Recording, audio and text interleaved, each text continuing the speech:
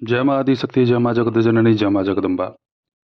आषाढ़ मास के शुक्ल पक्ष प्रतिपदा तिथि, दिन गुरुवार, तारीख 26 जून। गुप्त नवरात्रि का शुभागमन होगा। गुप्त नवरात्रि का आगमन ही होता है विशेष तांत्रोक्त पूजन हेतु। इसमें खास करके महाविद्याओं के मंत्र को जागृत करना, महाविद्याओं की पूजा करना या उनके कवच को सिद्ध करना, स्तोत्र को सिद्ध करना, साथ ही जो आप प्रकट नवरात्र में भी पूजन करते हैं उसे भी आप गुप्त नवरात्र में कर सकते हैं। परंतु विशेष गुप्त नवरात्र का प्रादुर्भाव ही हुआ है 10 महाविद्याओं की आराधना के लिए। अब जो हनुमान जी के उपासक हैं, जो भगवान विष्णु के उपासक हैं, भगवान शिव के उपासक हैं, भगवान श्री रामचंद्र जी के उपासक हैं, गणेश भगवान के उपासक हैं, अब ऐसा उन्हें नहीं सोचना चाहिए कि अरे भैया ये तो केवल महाविद्याओं के लिए बना है। ऐसा नहीं है, आप सबके लिए है, आप सब कर सकते हैं इसमें आराधना। ये जो पर्व है, यह जो 9 दिन का समय होता है ना, नवरात्रि चाहे प्रकट हो चाहे गुप्त हो, इसमें ऊर्जा अत्यधिक प्राप्त होती है। इन 9 दिनों में यदि साधक जप करता है, आराधना करता है, ध्यान लगाता है, तो उसे उसके किए गए जप तप ध्यान का अत्यधिक फल मिलता है। वैसे तो माता रानी का पूजन नित्य किया जा रहा है और नित्य होता भी है, लेकिन नवरात्र में माता को 9 दिन समर्पित ही है। साधकों को इन 9 दिनों में पूर्णतया ब्रह्मचर्यता का पालन करते हुए अपने इष्ट की आराधना करनी चाहिए। गुप्त नवरात्र में माता पीताम्बरा के भी मंत्र का आप जप कर सकते हैं, माता काली के भी मंत्र का जप कर सकते हैं, भगवान भैरव के भी मंत्र का जप कर सकते हैं, हनुमान जी के भी मंत्र का जप कर सकते हैं। जो भी आपके इष्ट हैं, जिनका भी आपको मंत्र जपने में आनंद आता है, जो आपको अंतः आत्मा से पसंद आते हैं, उन्हीं को आप अपना इष्ट मानिए। जैसे आप माता पीताम्बरा का मंत्र जप कर रहे हैं, लेकिन आपकी प्रीति भगवान शिव में है, तो आपके इष्ट शिव ही होंगे। ऐसा नहीं है कि आपकी इष्ट माता पीताम्बरा हो जाएगी। आप सहायक शक्ति में माता को रख सकते हैं, लेकिन इष्ट आपके शिव ही होंगे। तो यहाँ स्पष्ट ये जान लीजिए कि जिसके प्रति हमारा आकर्षण अत्यधिक है वही हमारे इष्ट है। अब बात करते हैं कि इस गुप्त नवरात्रि में हम कौन सी साधना करें, किस मंत्र का जप करें जो हमारे लिए अत्यधिक उपयोगी हो। हमने तो पहले ही कह दिया है कि जो आपके इष्ट हैं आप अपने इष्ट के हिसाब से ही साधना चुनिए। लेकिन आज आप सभी लोगों को माता जगदम्बा के ऐसे मंत्र को बतलाऊंगा जिससे आप 10 महाविद्या और 9 दुर्गा सबकी कृपा को प्राप्त कर सकते हैं। ओम ऐं ह्रीं क्लीं श्रीं महापार्वत्यै स्वाहा। मुझे जहाँ तक लगता है कि इस मंत्र को यूट्यूब पे पहली बार ही आप सुनेंगे। प्रयास भी मेरा यही होता है कि अत्यधिक गुप्त मंत्रों को मैं आप सभी लोगों के सन्मुख प्रस्तुत करता रहूं, जिससे गोपनीय मंत्रों का कभी भी लोप ना हो सके।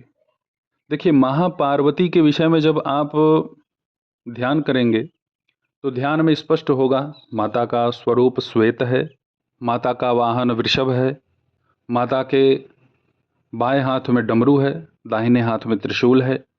माता महापार्वती के मस्तक पर करोड़ों चंद्रमाओं का तेज है। माता की मुस्कान करोड़ों काम देवताओं को लज्जित करता है।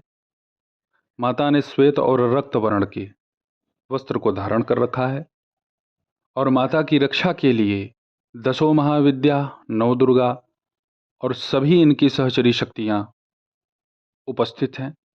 ये माता महापार्वती का ध्यान है। ज्यादा मंत्र जपने वालों का मन केंद्रित नहीं होता, उन्हें संख्या पहुंचानी होती है ना, तो वो संख्या पर ध्यान चला जाता है। माता के स्वरूप, शस्त्र अस्त्र, उनके क्रियाकलापों पे कभी ध्यान ही नहीं जाता जपकर्ता का। इस मंत्र का जब आप जप करेंगे तो आपको बहुत ही ज्यादा आनंद की अनुभूति होगी, बहुत ज्यादा। देखिए, जो हम कर रखे हैं हम वही बतलाएंगे। आपकी जो भी समस्या आपके घर में बनी होगी, भूत प्रेत की, चाहे शादी विवाह का बंधन हो, चाहे वो आर्थिक तंगी हो, हर प्रकार की समस्या इस मंत्र से आपको स्थिर होते हुए दिख जाएगी। पहले तो रोग दोष शोक यह सब स्पर्श ही नहीं कर सकता मनुष्य का, जो इस मंत्र का जप करे। गोपनीय मंत्र है, अत्यधिक गोपनीय मंत्र है। माँ की कृपा प्राप्त करें, इसी भावना से मैं ऐसे मंत्रों को आप सभी के सन्मुख प्रकाशित करता हूँ। माता के इस मंत्र को आप अपने घर में जप कीजिए। जो वस्त्र आप पहने, पीला, सफ़ेद, लाल, उसी वस्त्र के ही अनुसार कूश के आसन पे आपको एक वस्त्र फैला लेना है, उसी पे आपको बैठना है। एक घी का दीपक जला लीजिएगा। मौसमी फल और बेल का पत्ता माता को आप अर्पित कीजिए, बस, और कुछ नहीं। फिर इसका चमत्कारिक प्रभाव आप देख लेंगे। भाई, मंत्र तो बहुत बड़ा नहीं है। इस मंत्र का आप एक दिन में 5,000 भी जप कर सकते हैं, 3,000 भी जप कर सकते हैं, 1,000 भी जप कर सकते हैं, लेकिन आनंद प्राप्ति हो, आपका पूजा में मन लगे, तो इस भांति जप कीजिएगा। ऐसा नहीं कि बस जल्दी जल्दी मंत्र जप लिया और बस उठ गए पूजा से, ऐसे नहीं। स्थिर चित्त होकर के मंत्र जपिए। रुद्राक्ष की माला हो उस पर भी जप हो सकता है, स्फटिक का माला है उस पर भी जप हो सकता है। इसमें हवन, तर्पण, मार्जन, ब्राह्मण भोजन ये सब नहीं है। यदि आपकी इच्छा है तो कर दीजिए, क्या दिक्कत है। यह मंत्र आपको अत्यधिक सुख प्राप्त कराएगा। इस मंत्र के जप से आपको परम आनंद की अनुभूति होगी। देखिए, आजकल भाग दौड़ के समय में लोग ना माता पार्वती को जैसे भूल गए हैं। इनका मंत्र भी यदि आप ढूंढना चाहें तो ओम गंगौरिये नमः, मतलब ऐसा ऐसा मंत्र मिलेगा जिसमें जप करने की इच्छा ही साधक के अंदर ना हो। तो आप सब मेरे द्वारा बतलाए गए इस अति शक्तिशाली माता महापार्वती के मंत्र का जप कीजिए, बड़ा ही अद्भुत लाभ होगा। इस मंत्र का जब आप जप करेंगे ना, तो आप स्वतः ही इस मंत्र की शक्ति, इस मंत्र की ऊर्जा को महसूस कर लेंगे। यदि आपकी इच्छा है इस मंत्र से आहुति प्रदान करना, तो आम की लकड़ी है, उसी पे केवल गाय के घी से हवन कर दीजिए। हवन सामग्री कुछ मिलाने की आवश्यकता नहीं। तो आप सब माता महापार्वती के इस गुप्त नवरात्रि में अवश्य ही मंत्र का जप करें। आप कोई भी आराधना साधना कर रहे हैं वो आप कीजिए। इस मंत्र का जप करने से आपका कहीं से भी अहित अमंगल नहीं होगा।